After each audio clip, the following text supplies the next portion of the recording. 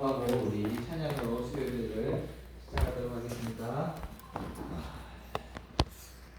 사랑의 하신 하나님 감사합니다. 오늘 저희들이 이렇게 추운 날씨지만 저희들 하나님 전에 나와서 하나님께 예배드리길 원합니다. 이 시간 저희들의 찬양이 하나님께 닿기를 원합니다. 저희들이 진실된 찬양, 하나님께 모든 것을 드릴 수 있는 찬양의 시간이 되게 해주시고, 또한 저희들이 드리는 예배가 하나님께 상달되는 소중한 예배가 될 수 있도록 함께하여 주시옵소서. 예수님의 이름으로 기도합니다. 슬픈 마음 있는 자, 우리 찬양하면서 수요 예배를 나눴으면 좋겠습니다. 슬픈 마음 있는 자, 슬픈 마음 있는 자, 뭔가요 병든 자, 누구든지 부르시오. 예수 이름 부르시오. 그 이름을 믿는 자, 그 이름을 부르는 자, 그가 어떤 사람이든 그는 구원하리니. 은과 금 내게 없으나, 은과 금 내게 없으나, 나 가진 건 너에게 주니. 능력의 이름 예수라. 그 이름을 붙드시오. 그 이름을 믿는 자, 그 이름을 외치는 자, 그가 어떤 사람이든 그는 주의 영광 보리라.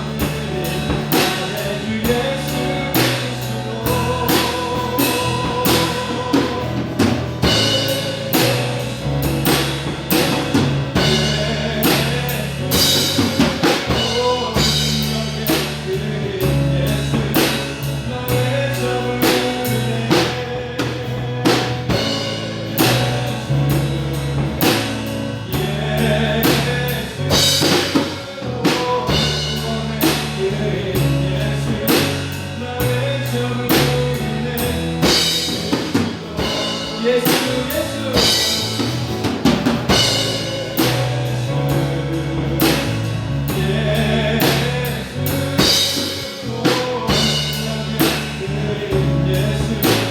나의 전부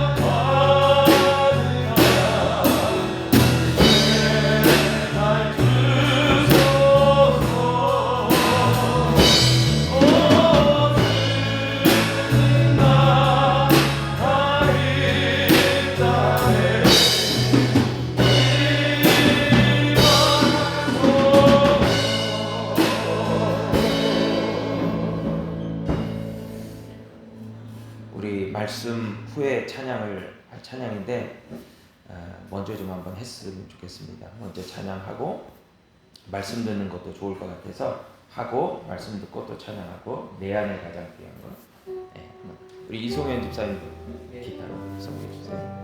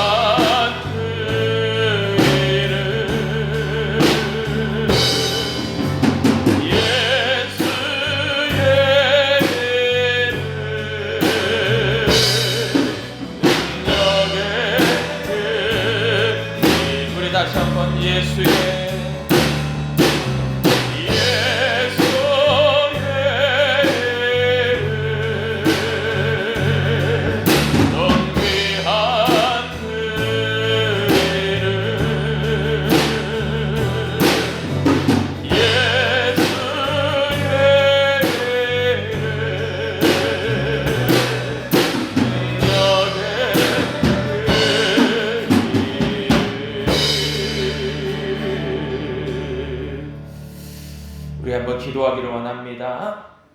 이 시간에 기도할 때에 하나님, 우리가 하나님 앞에 온전하고 거룩하고 감사로 기쁨으로 우리 하나님 앞에 가까이 나아가는 영적 예배를 드리게 하여 주시고, 또한 이 시간에 그런 예배를 사모하는 마음으로 함께 기도해 주시기를 바라고요. 먼저는 그리고 우리 성도님들 가운데 육신의 질병이 있는 그 부분을 본인의 손을 얹고 예수 그리스도께서 주님의 이름의 능력에 의지해서 믿음으로 기도하는 모든 자에게 능력으로 임하실 것을 믿는 믿음 가운데서 좀 연약한 부분, 또 좀 아픈 부분, 좀 고침받아야 되는 부분에 여러분의 손을 얹고 함께 기도합니다. 두 가지를 놓고 기도하는데 특별히 몸에 불편함이 없으시면 기억나시는 분들을 위해서 중보로 기도해 주셔도 좋고,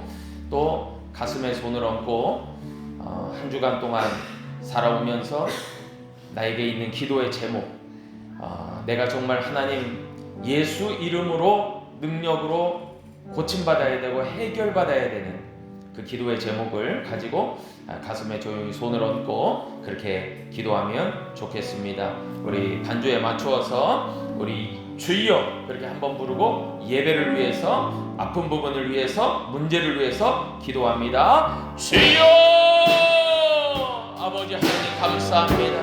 아버지 하나님 존귀하신 예수, 능력의 이름 예수, 구원의 이름 예수, 그 예수 그리스도 이름에 의지하여 우리가 아버지 하나님 앞에 가까이 나왔습니다. 주님 앞에 믿음으로 나왔습니다. 예배를 사모하는 가난한 심령으로 나왔습니다. 아버지 심령의 가난한 마음으로 나왔습니다. 갈급한 심령으로 나왔습니다. 아버지 하나님 이 시간에 우리 가운데 예배자의 한 사람 한 사람이 되게 해주시고 존귀하신 이름 그 예수 그리스도의 이름에 의지하여 우리가 믿음으로 기도하는 우리 모든 예배자들이 되게 하여 주시고, 아버지 하나님 참으로 우리 성도들 가운데 아버지 하나님 몸에 세상이 불편함이 있고 어려움이 있고 고통의 문제가 있는 모든 부분들에 우리가 손을 놓고 예수 그리스도의 이름의 능력에 의지하여 우리가 기도합니다.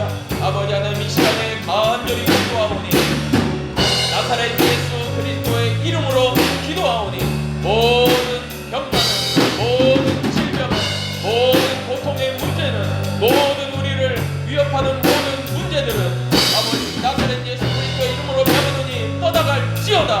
해결받을지어다. 용서받을지어다. 문제가 해결될지어다. 고침받을지어다. 아버지 하나님 그런 놀라우신 예수 그리스도의 이름, 아버지 그 능력의 이름에 우리가 힘입어 하나님 앞에 거룩한 하나님 앞에 예배하며 주 예수 그리스도의 이름에 의지하여 우리가 믿음으로 나아갑니다. 예배합니다. 주여 우리들과 함께하옵소서. 우리들 부족하고 연약한 우리들이지만 주여 역사하여 주옵소서. 함께하여 주옵소서. 아버지 하나님 이 저녁을 축복하시사 우리들로 예수 그리스도의 이름에 의지하여 하나님 앞에 거룩한 예배를 드리기 위해서 모이게 하심을 감사합니다. 이 수요 예배가 형식적으로 드려지는 예배가 아니라 영의 예배, 우리의 마음과 정성을 다하는 예배, 우리 하나님을 간절히 찾고 구하며 사모하는 마음으로 우물가에 선 여인과도 같은 그 가난한 심령으로 드리는 예배, 그러나 우리 하나님께서 우리를 지극하신 사랑 가운데서 붙들어 주시고 당자의 비유와도 같이 사랑의 아버지의 품에 안기는 그 따뜻함이 느껴지는 예배, 그리고 그런 놀라운 하나님과의 만남이 있는 예배, 그런 성숙한 믿음의 예배가 우리 가운데 드려지게 인도하여 주옵소서. 또한 하나님 우리가 예수의 이름에 의지하여 믿음으로 기도했습니다. 우리의 삶의 문제와 우리의 질병과 우리의 여러 가지 해결받지 못한 문제들을 놓고 기도했습니다.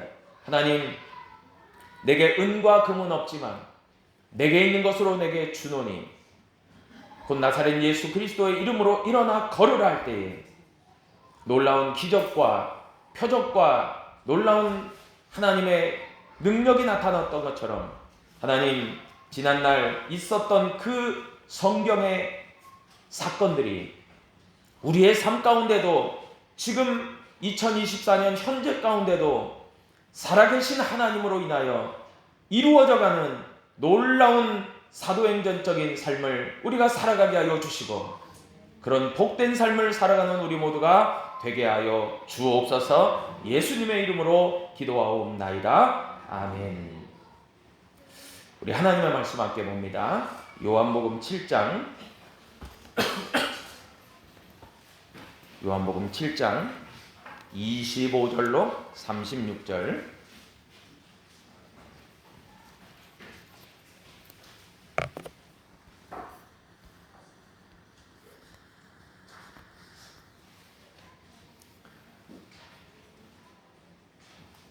요한복음 7장 25절로 36절 한 절씩 교독합니다.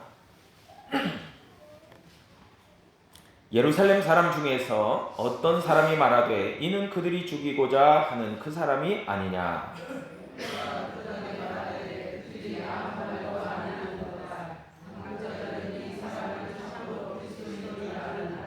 그러나 우리는 이 사람이 어디서 왔는지 아노라. 그리스도께서 오실 때에는 어디서 오시는지 아는 자가 없으리라 하는지라.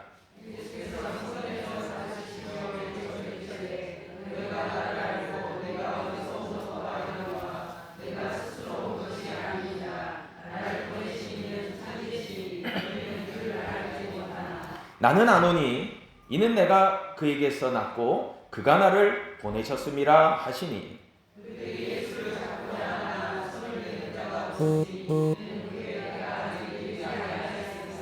무리 중에 많은 사람이 예수를 믿고 말하되 그리스도께서 오실지라도 그 행하실 표적이 이 사람이 행한 것보다 더 많으랴 하니.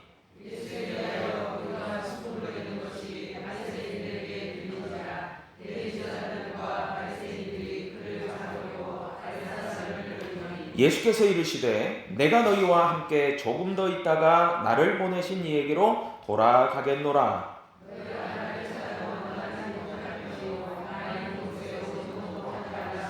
이에 유대인들이 서로 묻되 이 사람이 어디로 가기에 우리가 그를 만나지 못하리요. 헬라인 중에 흩어져 사는 자들에게로 가서 헬라인을 가르칠 터인가. 나를 찾아도 만나지 못할 터이요 나 있는 곳에 오지도 못하리라 한 이 말이 무슨 말이냐 하니라. 아멘. 할렐루야. 우리 옆에 분 뒤에 분에게 오늘도 수고 많으셨습니다 그렇게 인사하겠습니다. 오늘도 수고 많으셨습니다. 참 수고 많으셨습니다. 인생 자체가 고난의 연속입니다, 사실. 그러나 우리가 이와 같이 예배를 참여함을 통해서 하나님 만나는 은혜와 그 복과 능력을 통해서 다시금 우리의 영적 상태가 회복되고 새로워지고 기쁨으로 화하고 감사가 충만하고 능력으로 나타나는 저와 여러분 돼야 될 줄로 믿습니다. 할렐루야. 제 아주 절친한 친구 목사님, 지금은 이제 충남 공주에서 목회를 하고 계시는데, 그 목사님 고향이 충남 상당히 시골이에요. 그런데 어머니께서 이야기해 주신 그런 일화가 있답니다.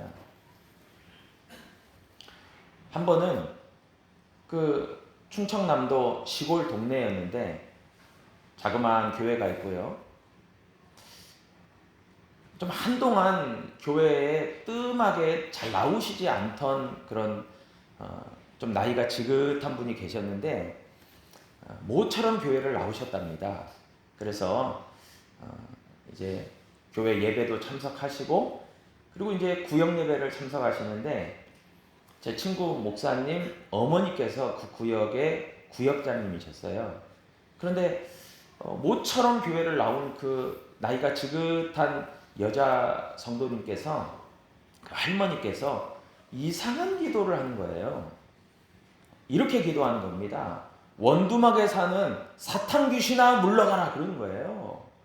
그래서 아니 너무나 희한해서 여쭈어봤대요. 아니 내가 달걀 귀신도 들어봤고 처녀 귀신도 들어봤는데 원두막에 사탄 귀신이 뭐냐? 그랬더니 하시는 말씀이, 그 할머니께서 내가 교회를 모처럼 이제 발걸음을 하고 나오게 되는데 잠자리도 뒤숭숭하고 너무나 힘들다는 거예요. 그래서 참 어려워하는데 이제 사탄이 이제 막 공격하는 거죠. 은혜 받으려고 하니까. 그래서 너무 힘들어서 교회 목사님께 요청을 했답니다. 목사님, 나 밤에 잠도 안 오고 너무 힘들다고. 그러니까 신방으로 오셔가지고 기도를 가르쳐 주셨대요. 그래서 이거 목사님이 가르쳐 주신 기도야! 그러는 거예요. 그 구역장님한테. 그랬더니 가만히 잘 들어보니까 원두막에 있는 사탕 귀신아 물러가라 그게 아니고 원수 사탄 마귀 귀신은 예수의 이름으로 물러가라. 그거를 이 할머니가 귀가 어두우시니까 목사님의 기도를 오해해가지고 원두막에 사는 사탄 귀신아 물러가라 이랬대요. 네. 원수 사탄 마귀 귀신아 물러가라 그 말을 오해했다 그래요. 그래서 한참 웃기도 하고 그러나 칭찬해 줬답니다. 왜냐하면 할머니 그래도 잘하셨다고. 왜냐하면 원두막에 사는 사탄 귀신 그건 좀 잘못됐지만 그 뒷부분인 예수의 이름으로 물러가라 이렇게 했으니까 물러갔잖아요. 그러니까 그러게 내가 그렇게 기도하더니 뒤숭숭하게 잠도 안 오던 것이 잠도 잘 자고 좋아졌다고 그러시더래요. 여러분, 저와 여러분들이 사실 이렇게 오해할 수도 있고 신앙적으로 어떤 지식이 부족할 수도 있습니다. 그러나 중요한 것은 예수의 이름으로 한번 따르겠습니다. 예수의 이름으로 예수 능력으로 승리하자. 아멘. 오늘 그런 의미에서 이 본문을 중심으로 제가 말씀에 또 함께 나누고자 하는 주제는 영적 무지는 죄악이다 라는 제목으로 함께 은혜의 말씀을 나누고자 합니다. 무지, 한마디로 지혜가 없다 그 말이죠. 지혜가 없다는 것은 삶에 있어서도 상당한 고통이고 문제일 겁니다. 어려움일 겁니다. 그런데 인생의 해답이 되시고 능력이 되시는 그분에 대한 지식이 없다는 것은 단순한 어려움과 고통을 뛰어넘어서 하나님께 대한 죄악과 불순종이에요. 그렇기 때문에 굉장히 위험한 거죠. 그래서 우리는 예수 그리스도에 대한 영적인 바른 지식을 우리는 갖추어야 되고 소유할 필요가 있습니다. 오늘 본문 말씀을 좀 들어가 보면 지난 시간에 이어서 우리가 말씀을 살펴보지만 예수님께서는 유대인의 명절 곧 초막절에 예루살렘 성전에 조용히 올라가셨죠. 그리고 자신을 드러내진 않으셨지만 하나님의 성전에 가셔서는 담대하게 말씀을 가르치셨습니다. 놀라운 가르침이셨죠. 그러나 논쟁거리가 되게 충분했습니다. 그리고 유대인들은 그 예수 그리스도를 알아보고 25절에서와 같이 이야기를 하는 겁니다. 이는 그들이 죽이고자 하는 그 사람이 아니냐 그렇게 이야기하는 겁니다. 이 사람, 이 예수를 그들이 죽이고자 한다. 그들이라고 얘기합니다. 근데 그들이 누구냐면 요한복음 7장 48절에서 이야기하고 있는 당국자들이나 바리새인 중에 그를 믿는 자가 있느냐에서 나오는 당국자와 바리새인들이 그들입니다. 그러니까 당시에 예수님에 대해서 대적하는 마음을 가지고 예수님을 죽이고자 하는 이들은 당국자들과 바리새인이었다는 것을 우리는 알 수가 있죠. 당국자들이 누구냐면 당시에 산헤드린이라는 공회에 속한 이들이 당국자들이었고요. 바리새인들은 우리가 잘 알다시피 바리새파 유대인들이 바리새인입니다. 산헤드린, 우리가 많이 언급되는 그런 부분인데 산헤드린이라고도 하고 산헤드린 공회라고도 하는데 이 산헤드린이라는 뜻이 모여서 앉는다라는 뜻이에요. 이 말은 쉽게 얘기하면 오늘날의 국회와도 같은 곳이에요. 그러니까 대표자들이 모인 거예요. 그래서 모여서 앉아서 중요한 문제들을 결정하는 그것이 사내들인 공회였던 것이죠. 당시는 정치적으로 로마의 통치기죠. 로마 제국이 모든 지중해권을 다 통치하는 시기였고요. 그러나 적어도 유대 지역만큼은 정치적인 주장과 발언을 하고 로마에 대적하지 않는 조건으로 해서 유대 지역에 특별히 사는 유대인들, 유대교라고 하는 그 종교는 일정 부분 인정을 해주고 보장을 받는 그런 위치였습니다. 상당히 까다로운 그런 종교적인 문제에 있어서는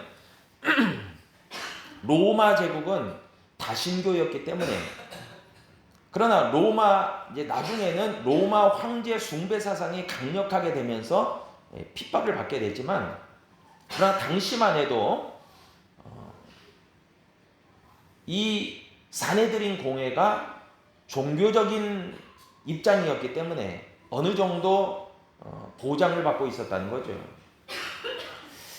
이 사내들인 공회는요, 이렇게 구성되어 있습니다. 나쉬라고 하는 대제사장이 있고요. 가장 최고 위치에 있는 사람이 나쉬라고 하고, 그 밑으로 아부베이딘이라고 해서 부판관, 그러니까 붓자가 붙는 사람이 있습니다. 아부베이딘. 그리고 그 밑으로 69명의 평회원으로 구성되어 있는 것이 사내들인 공회입니다. 이 사람들은 유대교의 종교 재판관들이에요. 그래서 이 71명, 그러니까 나쉬, 아부베이딘, 그리고 69명의 평회원들인 이 71명의 사내들인 공회원들이 바로 당국자들이었던 거예요. 종교적인 판결을 하는 그런 판관들이었습니다. 그리고 당시에 이제 바리새인들이 있는데, 바리새인은 유대교의 한 분파입니다. 그러니까 유대교에는 4개의 분파가 있었습니다. 특별히 바리새파가 가장 백성들로부터 영향력이 막강한 그런 분파였고요.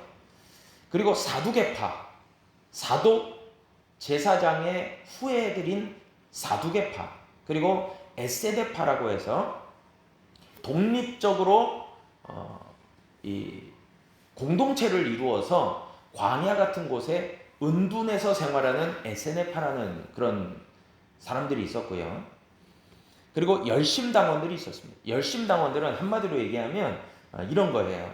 우리나라 일제 36년 치하에서 그 무장투쟁을 했던, 그런 항일투쟁을 했던 군사조직들이 있지 않습니까? 그런 사람들이 열심당입니다. 그래서 총 4개의 분파, 바리새파, 사두개파, 에세네파, 열심당, 이렇게 4개의 분파 중에 가장 강력한 그런 영향력이 있었던 분파가 바리새파입니다. 이 바리새라는 말이요, 분리된 사람, 구별된 사람이란 뜻이에요.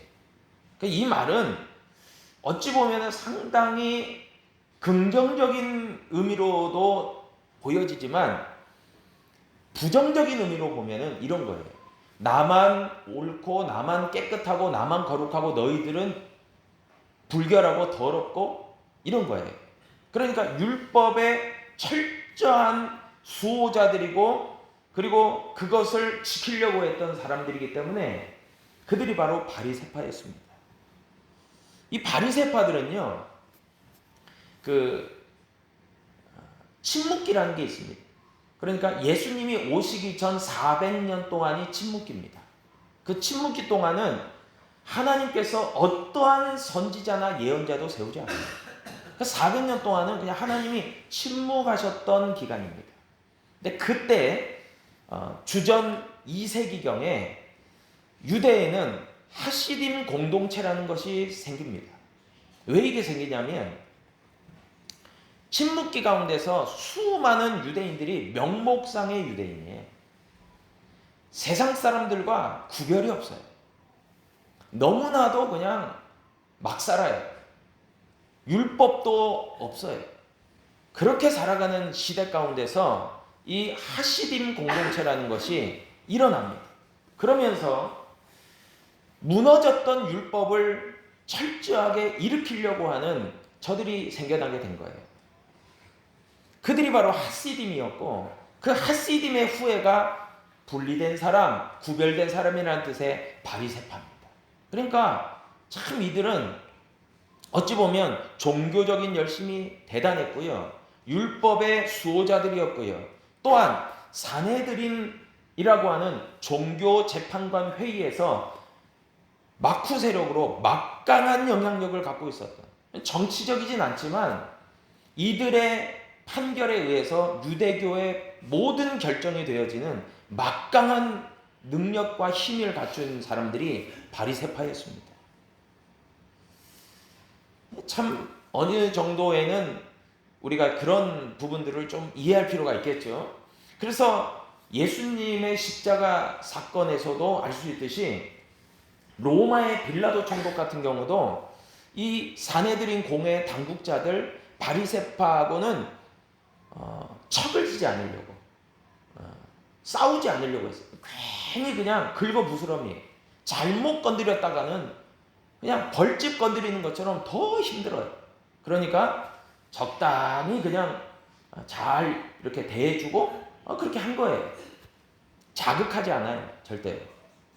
그리고 정치적인 실리만 얻으면 됩니다, 로마는. 그런데 이때, 그러니까 요한복음 7장의 배경이 되는 이때에 예수님에 대한 평가가 상당히 부정적인 시각으로 계속해서 흘러가고 점차 흘러가고 있었기 때문에 유대인들은 산헤드린 공회, 즉 당국자들과 율법의 수호자들인 이 바리새파가 나서주기를 원했어요. 그리고 무엇인가 결정해 주기를 원했어요. 예수 그리스도를 좀 해결해 주기를 원했어요. 예수가 메시아라면 메시아라고 좀 해주기도 하고, 또 뭐 그런 결정은 안 했겠지만, 그러나 적어도 문제가 있다라고 딱 판결을 내리기를 원했다는 거예요. 그런데 분명한 사실은 이 산헤드린 공회나 이 바리새파 사람들은 자신들과의 종교적 입장이 너무나 달랐죠. 그렇기 때문에 예수님을 죽이고자 하는 마음이 충만해 있었던 겁니다.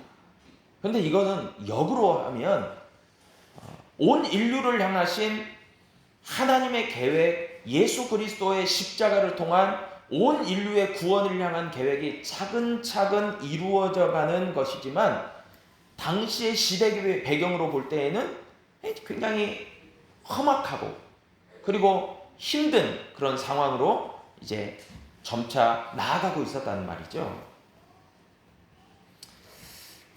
오늘 본문 말씀 27절에 보니까 그런 배경 가운데서 이제 이야기가 되어집니다. 그러나 우리는 이 사람이 어디서 왔는지 아노라. 그리스도께서 오실 때에는 어디서 오시는지 아는 자가 없으리라 하는지라. 자, 우리는 이 사람이 어디서 왔는지 안다. 성경에 대해서 지식이 있기 때문에 메시아에 대한 부분들을 일정 부분 아는 거예요. 그리고 그리스도, 즉 메시아가 오실 때에는 어디서 오시는지 아는 자가 없으리라. 참 이게 알쏭달쏭한 그런 입장입니다. 그래서 이제 유대인들은 자신들이 믿는 그 구약 성경, 그러니까 잘 아셔야 돼요. 그때는 신약 성경은, 우리가 지금 보고 있는 신약 성경은 아예 없어요. 그들이 이야기하는 성경은 구약입니다. 그 구약 성경에서 예언되어진 메시아 강림에 대한 내용을 들어서 예수님은 우리가 생각하고 기대하는 메시아가 아니다라고 결론 내리기 시작한 거예요. 왜냐하면 구약에서는 메시아 강림에 대해서 두 가지의 예언이 대표적인 예언입니다. 가장 유명한 예언들인데요. 먼저는 이사야 9장 6절이 말합니다. 이는 한 아기가 우리에게서 낳고 한 아들을 우리에게 주신 바 되었는데 그의 어깨에는 정사를 메었고 그의 이름은 기묘자라, 모사라, 전능하신 하나님이라, 영존하시는 아버지라, 평강의 왕이라 할 것임이라. 그렇게 말합니다. 이게 메시아 강림의 예언의 말씀이에요. 그리고 또한 말씀이 미가 5장 2절입니다. 베들레헴 에브라다야, 너는 유다 족속 중에 작을지라도 이스라엘을 다스릴 자가 내게서 내게로 나올 것이라. 그의 근본은 상고에 영원에 있느니라 말씀합니다. 그렇기 때문에 유대인들이 알고 있는 메시아는 분명하게 유대 지역 베들레헴 출신이다. 그런데 당시에 예수님은 어떻게 알려졌습니까? 어떻게 이해가 되어졌습니까?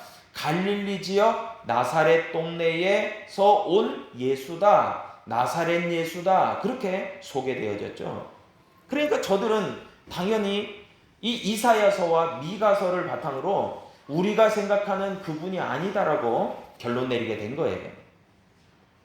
그리고 또 한 가지 이 부분이 있습니다. 그건 무엇이냐면 구약 다니엘 7장 13절이 말합니다. 뭐라고 말씀하냐면 내가 또 밤 환상 중에 보니 인자 같은 이가 하늘 구름을 타고 와서 옛적부터 항상 계신 이에게 나아가 그 앞으로 인도되매. 그러니까 메시아가 구름 타고 오신대. 또한 구약 성경의 맨 마지막 책인 말라기 3장 1절에 보니까 만군의 여호와가 이르노라 보라 내가 내 사자를 보내리니 그가 내 앞에서 길을 준비할 것이요 또 너희가 구하는 바 주가 갑자기 그의 성전에 임하시리니 곧 너희가 사모하는 바 언약의 사자가 임하실 것이라. 자 보세요.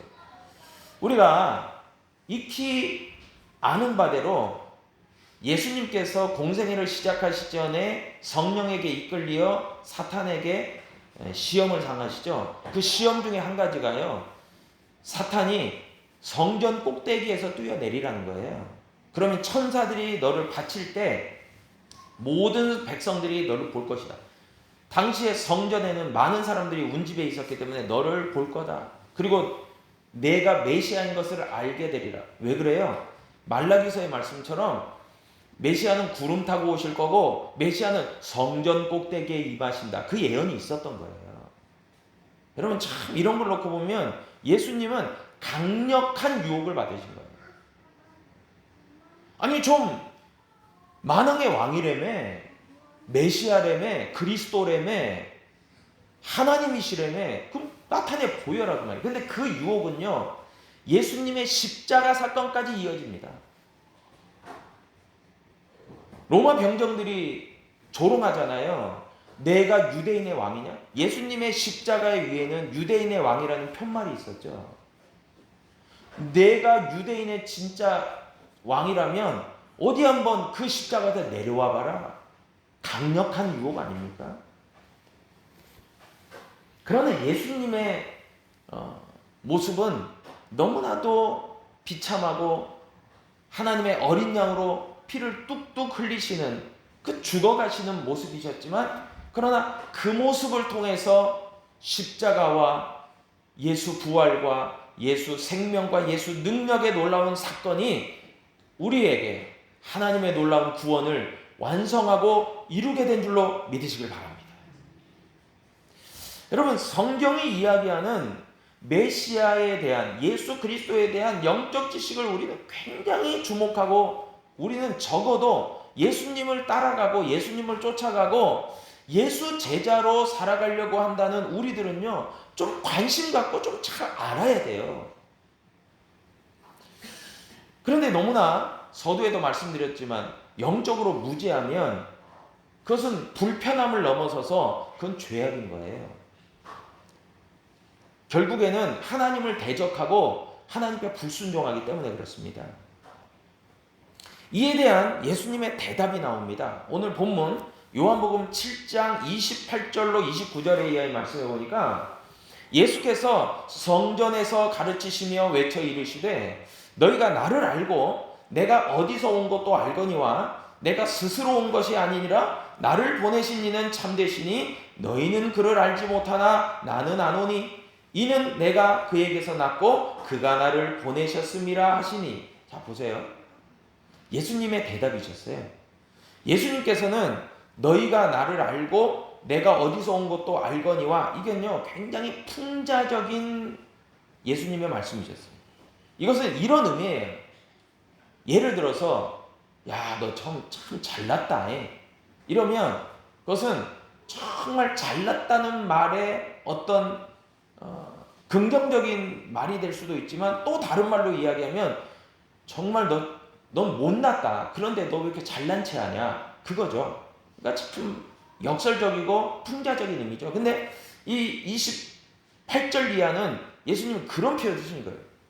한마디로 얘기하면 너희가 나를 알고 내가 어디서 온 것도 알거니와, 그 말은 반대로 해서 너희가 나를 안다고?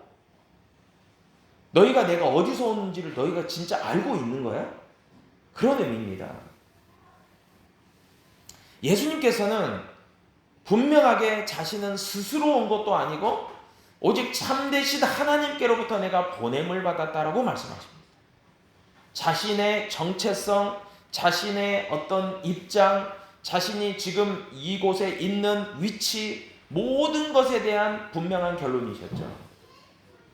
그런데 이에 반해서 당시의 유대인들은 참되신 하나님에 대한 영적 지식도 없고, 그렇기 때문에 그에게서 보냄을 받은 메시아 그리스도도 영적인 눈이 가려져 있기 때문에 알아보지 못하고 이렇게 밀어붙인 거예요. 이게 얼마나 큰 오해입니까? 이게 얼마나 대단한, 이게 무례고 불순종이고 불신앙입니까? 우리가 사실 진짜 위험한 거는요, 제대로 알지 못하고 말하거나 판단하거나 행하는 거예요. 상당히 우리가요, 그런 의미에서는 신앙적인 어떤 입장에서 말과 행동에 조심할 필요가 있습니다. 특별히 교회 안에서 일어나는 모든 일들 가운데서 이게 뭐 정치적으로, 사회적으로, 종교적으로, 여러 가지 인간적으로, 여러 가지 뭐 경제적으로, 문화적으로, 이게 다 복합적으로 평가가 들어갈 수 있겠죠. 그러나 진짜 중요한 게 뭡니까? 교회는 지난 주일에서도 말씀드렸듯이 하나님의 생명 공동체고, 거룩한 하나님의 교회는 영적 유기체죠. 우리가 지체죠. 그런데 눈이 따르고 손이 따르고 발이 따르면 되겠습니까? 이상한 거예요. 우리가 한 모습으로, 한 마음 한 뜻으로 한 몸으로 가야죠. 그러기 위해서는 머리 대신 예수 그리스도에 대한 지식이 분명하고도 확실하게 있어야 되는 줄로 믿습니다. 우리가 그렇게 영적 지식이 필요한 거예요. 그래야만 하나님에 대한 분명한 태도를 취할 수가 있는 것입니다. 유대인들에 대해서 예수님의 이 말씀은, 유대인들의 마음은 정말 예수님에 대한 마음이 없다는 거예요.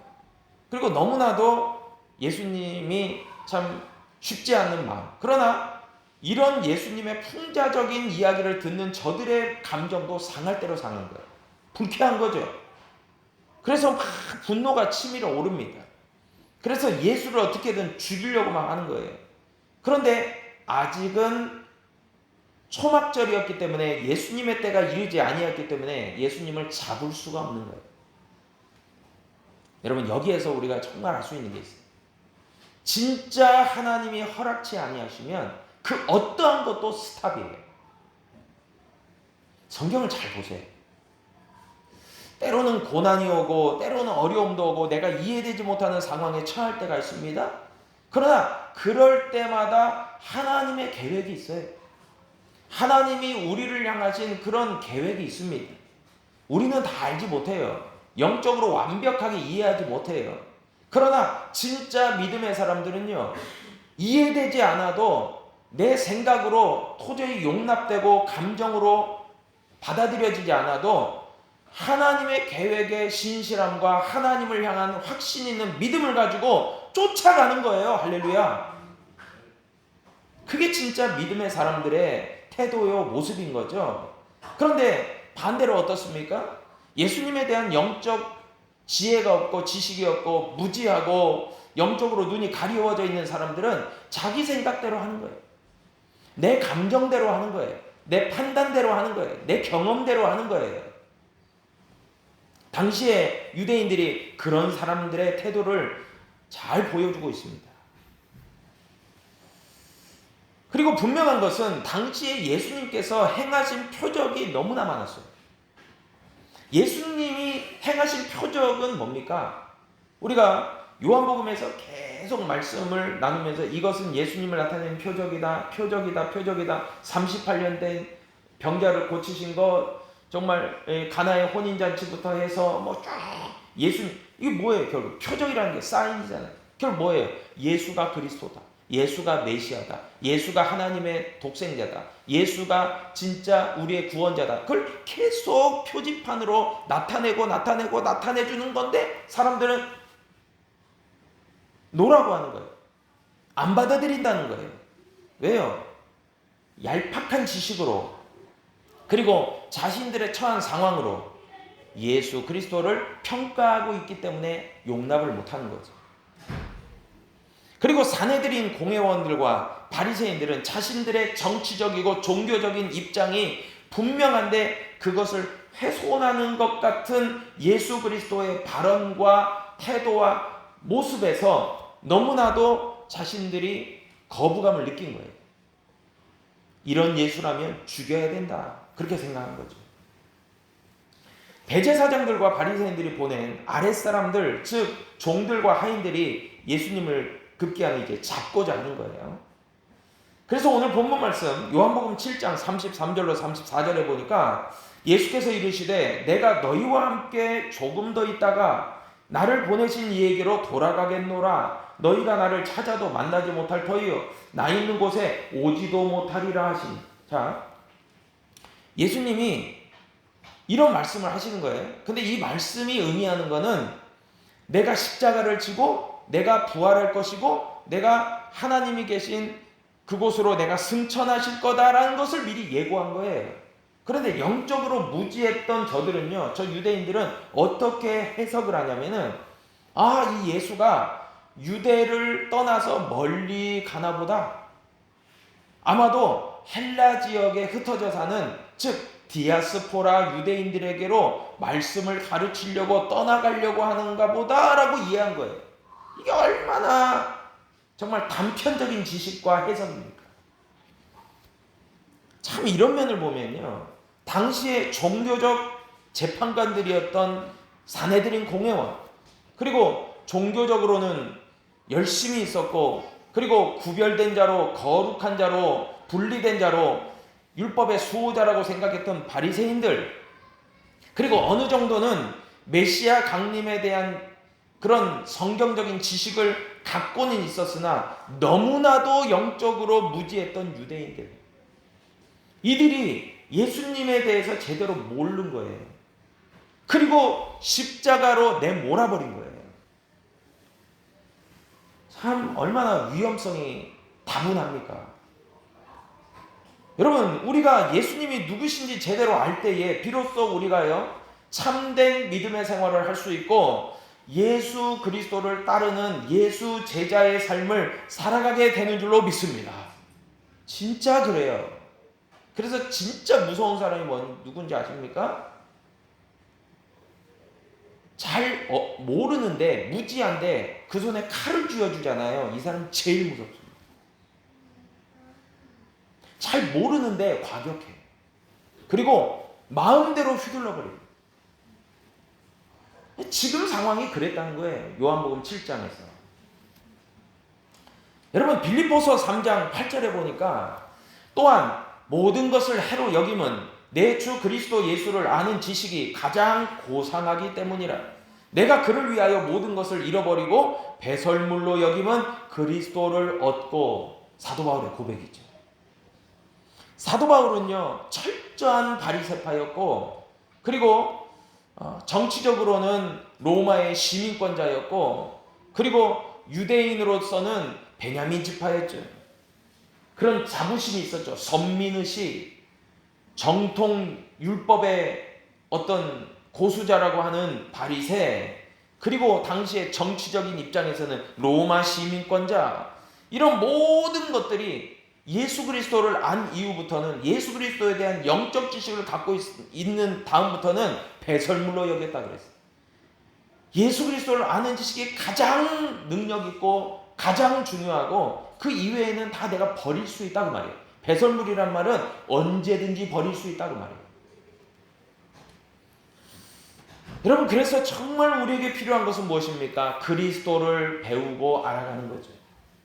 그것에 우리가 힘쓸 때 저와 여러분들이 어디에도 치우치지 않고 단편적인 지식에 이끌려서, 감정에 이끌려서, 시대 상황과 환경에 이끌려서, 다른 사람들의 편승해서 그렇게 영적 무지함으로 하나님을 거역하고 하나님을 대적하는 그런 우를 범하지 않을 수 있다는 거예요.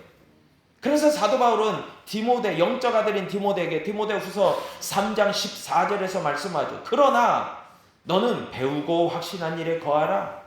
너는 내가 누구에게서 배운 것을 알며, 그렇게 얘기합니다. 배우고 확신하는 일에 거해라. 여러분, 올 한 해 2024년 여러분 정말 예수 그리스도에 대한 영적 지식을 우리가 배우고 그 배움에 있어서 믿음으로 확신하고, 또 무엇보다 중요한 것은 우리의 삶이 예수 그리스도 안에서 펼쳐지고 이루어지는, 그래서 영적인 비늘과도 같은 그런 우리의 눈을 가리워져 있었던 영적 무지가 싹 말끔히 씻겨져 나가고 제대로 예수님을 보고 예수님을 깨닫고 예수님을 알고 그리고 예수님을 본받아 행하는 예수 제자로서의 삶을 살아가는 저와 여러분 되어야 될 줄로 믿습니다. 그런 삶이야말로 하나님이 기뻐하시고 하나님이 귀하게 여기시는 삶이라는 거죠. 여러분, 그런 복된 삶이 저와 여러분의 삶에 충만하기를 다시 한번 주님의 이름으로 축복합니다. 기도하겠습니다. 아버지 하나님, 감사합니다. 우리의 삶의 여정 가운데 우리의 선한 목자가 되어주셔서 우리를 늘 푸른 초장과 쉴만한 물가로 인도하시며 하나님의 도우심과 하나님의 그 이끄심 속에서 우리가 예수 그리스도가 우리의 구주가 되시고 우리의 생명이 되시고 우리의 인생의 주가 되심을 알고 확신하는 믿음 가운데서 구원의 주님, 생명의 주님, 능력의 주님으로 말미암아 우리가 믿음으로 전진하는, 믿음으로 세워져가는, 믿음의 성장과 진보와 성숙이 있는, 믿음의 성화가 이루어지는 하나님의 귀한 백성들 되게 하여 주옵소서. 예수님의 이름으로 축복하고 기도하옵나이다. 아멘. 할렐루야. 우리 찬양하기 전에 찬양하고 우리 예수 그리스도의 그런 영적 지식 가운데서 우리가 믿음으로 승리합시다. 그런 귀한 마음을 가지고 기도할 텐데 두 가지만 광고 말씀드립니다. 첫 번째는요, 우리 이 예배 끝난 후에 우리 구역장님들과 구역 강사님들 서재에서 잠시 모임이 있도록 하겠습니다. 예배 후에 좀 내려와 주시면 좋겠고, 모임을 좀 진행하다가 우리 1구역 식구들은 이제 교회 청소가 혹시 있으면 잠시 중요한 이야기만 들으시고 이제 그렇게 또 하셔도 되겠습니다. 그리고 두 번째는 오시다가 좀 보셨을 거예요. 교회로 들어오는 입구에 하얀색 카니발 승용차가 세워져 있는 걸 보셨을 겁니다. 광고 드린 대로 그 차량을 교회 차량으로 구입을 했습니다. 그래서 참 너무나도 저는 이제 목회자로서 참 감사한 것이 우리 성도님들 기도해 주시고 협력해 주셔서 좋은 또 활용할 수 있는 차량이 구입된 것 같습니다. 가깝게는 이제 금토 우리 당회원 부부 수련회, 그리고 다음 주 금토 학생회 캠프, 겨울 캠프, 그런 데도 계속 활용할 예정입니다. 우리 성도님들께서 정말 더 안전운전 위해서 기도해 주시고 또 이 차량을 통해서 더 우리 교회의 어떤 목회적인 또 여러 가지들이 잘 활성화되고 더 진일보될 수 있도록 함께 협력하며 기도해 주시기를 부탁을 드립니다. 감사합니다. 우리 내 안에 가장 귀한 것 우리 찬양하시고 예수 능력으로, 예수에 대한 그런 영적 지식으로 우리가 이 세상 가운데 믿음으로 승리하게 하여 주옵소서. 그렇게 기도하겠습니다.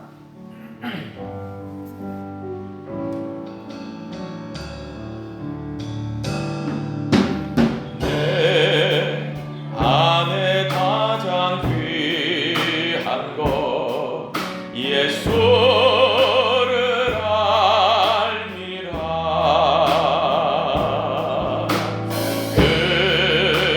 금은보다 더 귀한 것 예수를 알미라.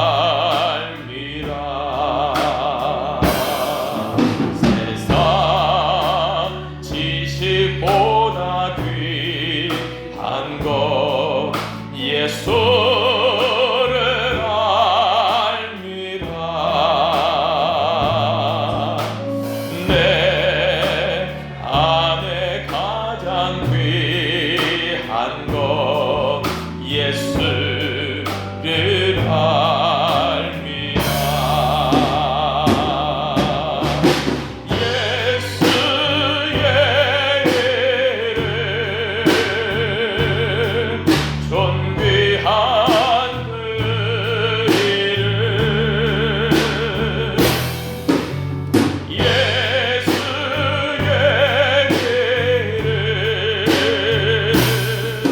능력의 그 이름. 우리 다시 한번 내 안에 가장 귀한 것 예수를 알미라.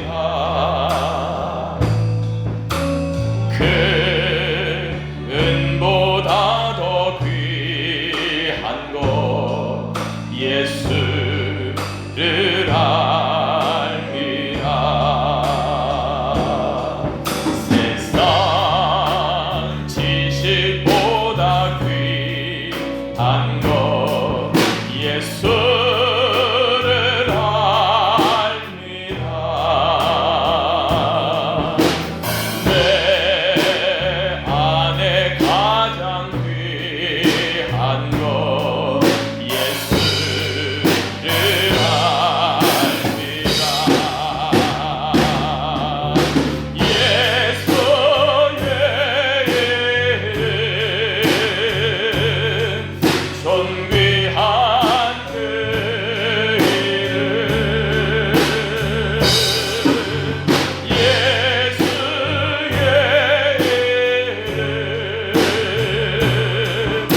능력의 그 이름 예수의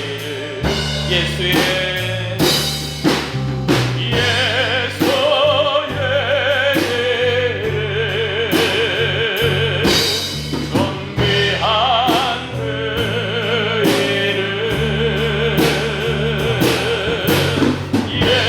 예수의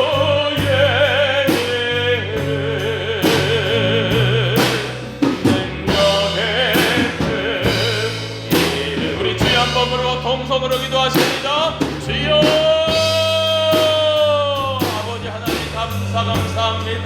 우리들에게 능력의 이름, 구원의 이름, 우리에게 치료의 이름, 권능의 이름, 아버지 하나님 우리의 생명의 이름, 부활의 이름, 아버지 영생의 이름 예수 그리스도를 우리에게 알게 하시고 깨닫게 하시고 우리도 그 예수님을 알고 예수님으로 깨닫고 예수님으로 나의 주로 아버지 고백하며 주님으로 영접하며 아버지 인생 가운데 아버지 영적 문제에서 벗어나 아버지 영적으로 주를 알고 주님을 깨닫고 주님으로 믿고 주님으로 선포하며 주님으로 아버지 능력 있게 살아가는 하나님의 백성들 되게 하심을 인하여 감사를 드립니다. 아버지 하나님 우리 광주교회 우리 사랑하는 성도들 모두가 예수 그리스도에 대한 영적 지식이 풍성하여 아버지 하나님 그 모든 예수께서 어디로부터 오시노 어디로부터 가셨으며 또한 우리에게 다시 오심하고 약속하신 그 아버지 하나님 그 주님을 우리가 아버지 하나님 바라볼 수 있는 아버지 귀한 믿음의 백성들 되게 하여 주시고 그렇게 아버지 이 땅을 살아가며 예수 능력에 붙잡힌 바 되어 예수 능력에 사로잡힌 바 되어 아버지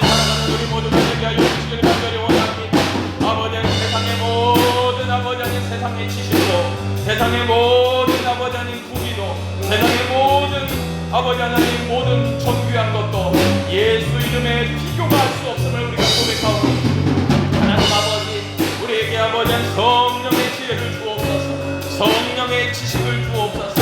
우리로 예수님을 깨달아 하는 놀라운 조화를 허락하여 주옵소서.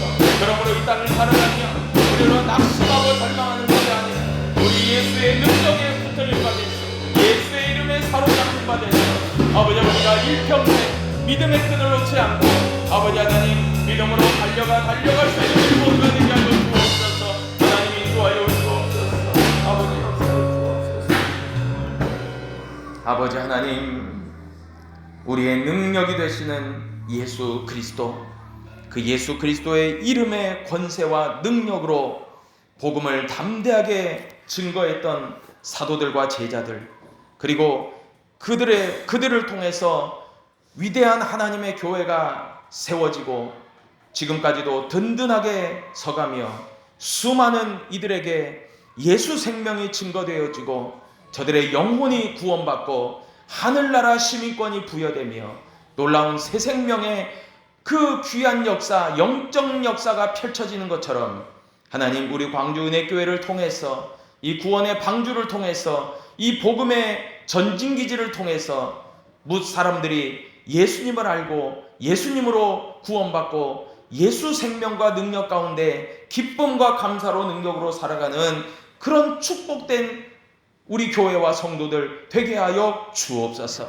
이제는 우리 구주 예수 그리스도의 크신 은혜와 우리 아버지 하나님의 무한하신 사랑하심과 보혜사 성령님의 교통 충만 위로 역사하심이 예수 생명과 예수 지식으로 이 땅 가운데 담대하게 살아가며 어떠한 상황과 조건 속에서도 굴하지 아니하고 믿음으로 나아가기를 소원하는 이 자리에 함께한 사랑하는 성도들 머리머리 위에 이제로부터 영원까지 함께 하시기를 간절히 축원하옵나이다. 아멘.